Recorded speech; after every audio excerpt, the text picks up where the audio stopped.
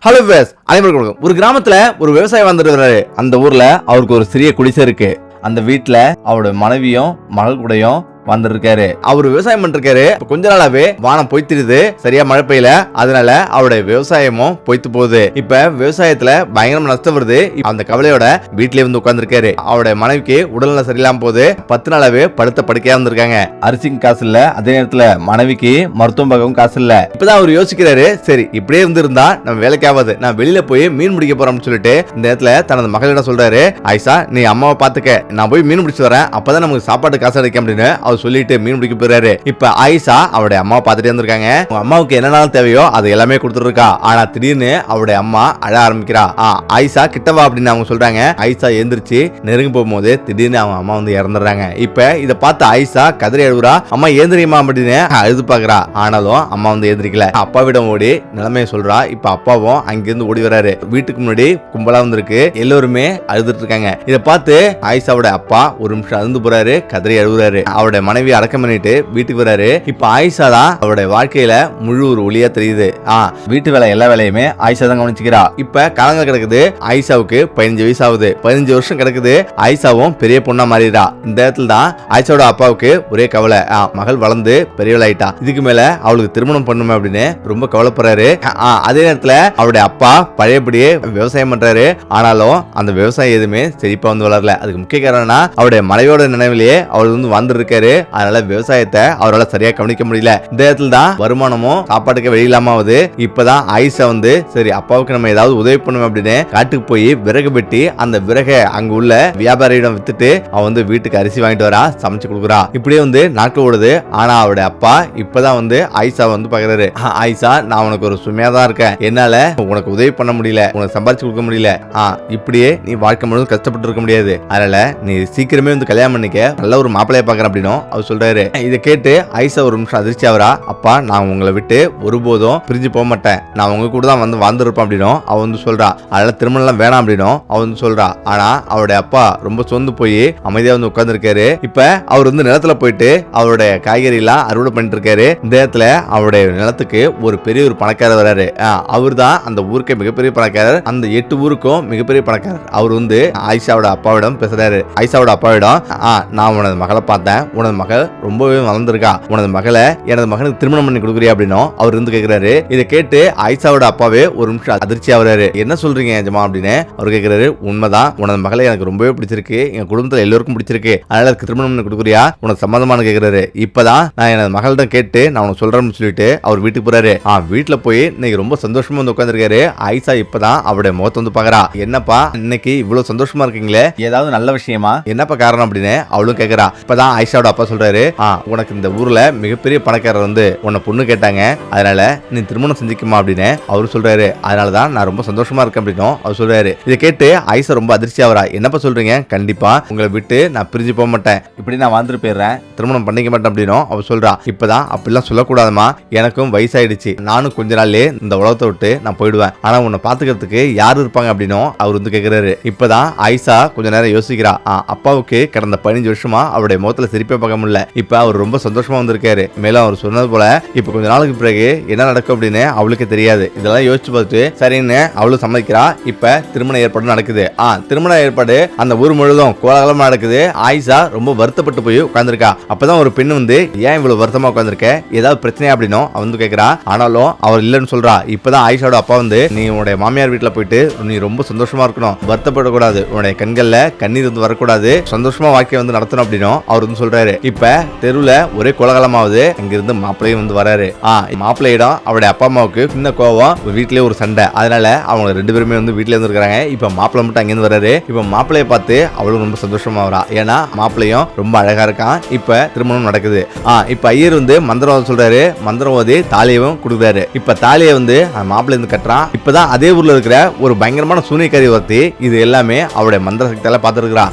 இப்பதான் வந்து நீ திருமணம் பண்றியா, இப்ப என்ன நடக்குது நடக்குது பாரு அப்படின்னு அவரோட சக்தி வந்து ஏவி விடுறா. இப்ப அடுத்த நிமிஷம் மிகப்பெரிய ஒரு விபரீதம் நடக்குது.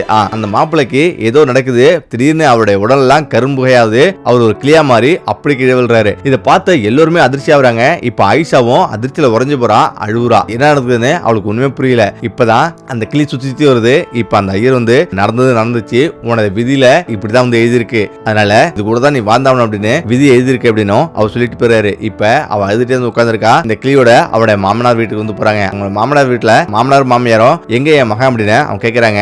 இப்பதான் வந்து உடைய மகன் தான் அந்த கிளி அப்படின்னு அந்த கிளியை வந்து காட்டுறா. அவங்க ரெண்டு பேரும் பயங்கரமா கோபமா வராங்க. இப்ப அந்த ஊர்ல உள்ள மக்கள் எல்லாருமே நடந்த விஷயத்தை சொல்றாங்க. இப்பதான் ஆயிஷாவை நீ ஒரு துரதிஷ்டவாளி, உன்னாலதான் என்னுடைய மகன் இந்த நிலைமைக்கு ஆனா அப்படின்னு அவளை வந்து திட்டுறாங்க. இந்த வீட்டுல இருக்க கூடாது, இந்த கிளியை அடிச்சுட்டு எங்கேயாச்சும் போயிடு அப்படின்னு அவங்க துரத்தி விடுறாங்க. இப்ப ஆயிஷாவும் ரொம்ப வருத்தப்பட்டு வெளில வந்து வரா. எங்க போறன்னு தெரியாம அவளுடைய வீட்டுல தங்கியிருக்கா. மகளுக்கு இப்படி ஆயிடுச்சுன்ற வேதனையிலே அவருடைய அப்பாவும் இறந்துறாரு. ரொம்ப வருத்தப்பட்டு அவ வந்து உட்கார்ந்துருக்கா. அந்த கிளியை சுத்தி வருது. அந்த கிளியை கணவனா ஏத்துக்கிட்டு அவ வாழ்க்கை ஓட்டுறா. அந்த கிளியை ரொம்பவே நல்லா பாத்துக்கிறா. இப்பதான் ஒரு முறை பக்கத்துல உள்ள கிணறுகள் எல்லாம் தண்ணி எடுக்க போறா. அப்பதான் அங்க உள்ள பெண்கள் எல்லாம் கேலி பண்றாங்க. இது வந்த பிறகுதான் இவருடைய கணவர் இது போல கிளியா மாறிட்டான் அப்படின்னு எல்லாரும் கேலி செய்றாங்க. அதை நினைச்சு ரொம்ப வருத்தப்பட்டு போய் வீட்டுல இருந்து உட்காந்துருக்கா. ஆனா எக்காந்த முன்னும் அந்த கிளியை வந்து பார்க்காம விட்டதுல எப்போதுமே அந்த கிளியை ரொம்ப சந்தோஷமா வந்து பாத்துக்கிறா. இப்போ வருஷங்கள் கிடக்குது. 3 வருஷம் முடிஞ்சிருது. அவளுக்கு இறைபக்தி மேல ரொம்பவே வந்து ஆர்வம். அதனால கடவுளிடம் தனக்கு எந்த ஒரு குறை வந்தாலும் எந்த ஒரு மனவழியா இருந்தாலும் கடவுளிடம் சொல்லி அழுதுட்டு இருப்பா. இப்ப அவ ஒரு நாள் கோயிலுக்கு போயிட்டு மகாதேவ முன்னாடி அழுதுட்டு இருக்கா. அந்த மகாதேவிடம் அந்த மனதில் உள்ளதெல்லாம் சொல்லி அவ அழுதுட்டு இருக்கா. மனமுருகி இப்படி வேணத்தால அவரு வெளில வராரு. மகாதேவ் இவருடைய பிரச்சனையை வந்து உணர்ந்தவரு. திடீர்னு அவரு மனித உருவம் வந்திருக்காரு. அவர் ஒரு துறவியா மாறாரு. இப்பதான் துறவியா மாறி அவருடைய கோயிலுக்கு பக்கத்துல அவர் வந்து உட்கார்ந்துருக்காரு. இப்ப ஆயிஷாவை பார்த்து அம்மா எனக்கு ரொம்ப பசிக்குது, சாப்பாடு இருந்த குடும்பம் அப்படின்னு அவர் கேக்குறாரு. இப்ப ஆயிஷாவும் என்னோட வீட்டு பக்கத்துல தான் இருக்கு, அங்க வாங்க உங்களுக்கு சாப்பாடு பரிமாறுறேன் அப்படின்னு அவர் சொல்றாரு. இப்ப அவருடைய வீட்டுக்கு போறாங்க. வீட்டுல ஏகப்பட்ட பக்தி பரவசமா இருக்கு. இப்ப அந்த துறவி நடு வீட்டுல வந்து உட்கார்றாரு. இப்பதான் அந்த பெண்ணை வந்து பாக்குறாரு. அந்த பெண்ணோட முகம் ஆயிஷாவோட முகம் சோர்ந்து போயிருக்கு. என்னமாச்சு, ஏன் இவ்வளவு சோர்வா தெரியுற, நீ ஏதோ பெரும் கவலையில இருக்கிற மாதிரி எனக்கு தெரியுது அப்படின்னு அவர் கேக்குறாரு. மேல அழுவுறா. என்ன நடந்தது சொல்லுமா, நான் எதா இருந்தாலும் நான் ஒரு தீர்வு சொல்றேன் அப்படின்னு அவர் சொல்றாரு. இதோ இங்க நிக்குது இந்த கிளி. இந்த கிளி தான் தன்னுடைய கணவர். நான் கல்யாணம் பண்ணும்போது எனது அப்பா நல்ல ஒரு மாப்பிள்ளைய பார்த்து திருமணம் செஞ்சு வச்சாரு. ஆனா அன்னைக்கு இது போல கிளியா மாறிடுச்சு. அன்னையில இருந்து என்னுடைய வாழ்க்கையில துன்பம் தான் நடந்துட்டு இருக்கு. மக்கள் எல்லோருமே என்ன கேலி கிண்டல் பண்றாங்க. இப்படிதான் என்னுடைய வாழ்க்கை போயிட்டு இருக்கு அப்படின்னு அவர் சொல்றா. இதை கேட்டு அவர் ஒரு நிமிஷம் யோசிக்கிறாரு. அவருடைய ஞானத்தால நடந்தது எல்லாம் அறிஞ்சுக்கிறாரு. அம்மா இது எல்லாமே ஒரு சாபத்தால வந்தது. மிகப்பெரிய சாபம் உனது கணவருக்கு இருக்குது அப்படின்னு அவர் சொல்றாரு. ஞானத்தின் மூலமா இப்ப என்ன நடந்ததுன்னு பாக்குறாரு. இப்ப அவரு நடந்த விஷயத்த சொல்றாரு. அதாவது உனது கணவருடைய அப்பா மிகப்பெரிய கோடீஸ்வரர், தொழிலதிபர். அவரு ஏகப்பட்ட தோட்டங்களையும் நிலங்கள் வச்சிருக்காரு. அவருடைய நிலத்துல 100 பேருக்கு மேல வேலை செஞ்சுட்டு இருக்காங்க. இப்பதான் அவருக்கு வந்து வயசாயிடுச்சு. இப்ப அவர் தனது மகனை கூப்பிட்டு நீ தலைக்கு மேல வளர்ந்துட்ட, இதுக்கு மேல இங்க உள்ள எல்லா பொறுப்பும் நீ தான் வந்து பாத்துக்கணும், எல்லா நிலங்களையும் நீ தான் பாத்துக்கணும், நீ தான் விவசாயத்தை கவனிச்சுக்கணும் அப்படின்னு அவர் வந்து சொல்லிடுறாரு. அவனுடைய பேரு ரமேஷ். இப்ப ரமேஷும் சரி அப்படின்னு அவனுடைய நிலத்துல போயிட்டு வேலையாட்களிடம் அவங்களுக்கு கூலி வழங்குறது, அவங்க பக்கத்துல நிக்கிறது அப்படின்னு எல்லா வேலையும் எடுத்து செஞ்சுட்டு இருக்கான். நேரத்தில் தான் அந்த தோட்டத்துக்கு ஒரு அழகான பெண்ணு வேலைக்கு வரா. இப்ப எனக்கு வந்து ரொம்ப வறுமையில் இருக்கேன், எனக்கு வேலை கொடுங்கன்னு சொல்றா. அவரும் வந்து அந்த இளைஞனும் சரி அங்க போய் வேலை செய்ய அப்படின்னு சொல்றான். அவளும் காய்கறி எல்லாம் பறிக்கிறது அப்படின்னு வேலை செஞ்சுட்டு இருக்கா. இப்படியே வந்து சில நாட்கள் ஓடுது. 2-3 மாசம் கிடக்குது. அவளும் தினந்தோறும் வரா. ஆனா அந்த இளைஞன் அவளோட நெருக்கமா பேச ஆரம்பிக்கிறாங்க. அவங்களுக்குள்ள ஒரு நெருக்கம் ஏற்படுது. இப்படியே வந்து போயிட்டு இருக்கு. அந்த பெண்ணோட அம்மா தான் சூனியக்காரி. சூனியக்காரி அந்த ஊர்ல உள்ள மிகப்பெரிய காட்டுல தனியா வந்து வச்சுறா. இப்பதான் அவருடைய மகள் அவருடைய அம்மாவிடம் அம்மா நான் இந்த இளைஞனை காதலிக்கிறேன், இந்த இளைஞனை தான் கல்யாணம் பண்ணுவேன், அவங்கள்ட்ட பேசுங்க, எங்களுக்கு கல்யாணம் பண்ணி வைங்க அப்படின்னு அவ சொல்றா. இப்ப சரி அப்படின்னு அவளும் தனது மகளை வந்து அழைச்சிக்கிட்டு அந்த இளைஞனோட வீட்டுக்கு போறா. இப்ப அவங்க மிகப்பெரிய ஒரு பணக்காரங்களா இருக்காங்க. இப்ப அந்த வீட்டுக்கு போயிட்டு இது போல உனது மகன் எனது மகளை காதலிக்கிறான், அதனால நீங்க திருமணம் செஞ்சு கொடுங்க அப்படின்னு அவங்க சொல்றாங்க. எங்களுக்கும் உங்களுக்கும் ஏணி வச்சா கூட எட்டாது அப்படின்னு அவங்க சொல்லிடுறாங்க. அதனால வெளியே போங்கன்னு சொல்றாங்க. இதை கேட்டு பயங்கரமா கோபமாவரா அவளுடைய பொண்ணு. இந்த இடத்துல தான் சூனியக்காரி பயங்கரமா கோபப்படுறா. நாங்க எவ்வளவு துன்பத்தை அனுபவிக்கிறோமோ அதை விட பல மடங்கு நீ அனுபவிக்க போற அப்படின்னு சொல்லிட்டு ரமேஷ்க்கு ஒரு தங்கச்சி இருக்கு. அவளுடைய தங்கச்சிய ஒரு கிளியா மாத்திடுறா. இந்த இடத்துல உனது மகனுக்கு கூடிய விரைவிலே என்ன நடக்குதுன்னு பாருன்னு சொல்லிட்டு கோபத்தோட வெளியே போயிடுறா. இந்த இடத்துல தான் உன்னை வந்து திருமணம் செஞ்சுக்கிட்டான், அதனாலதான் அந்த சூனியக்காரி இப்படி மாத்திட்டாங்க அப்படின்னு எல்லா விஷயத்தையும் அவர் சொல்றாரு. இதை கேட்டு அவர் ஒரு நிமிஷம் அதிர்ச்சி ஆவரா. சுவாமி இதுக்கு ஏதாவது தீர்வு இருக்கா அப்படின்னு அவர் சொல்றான்.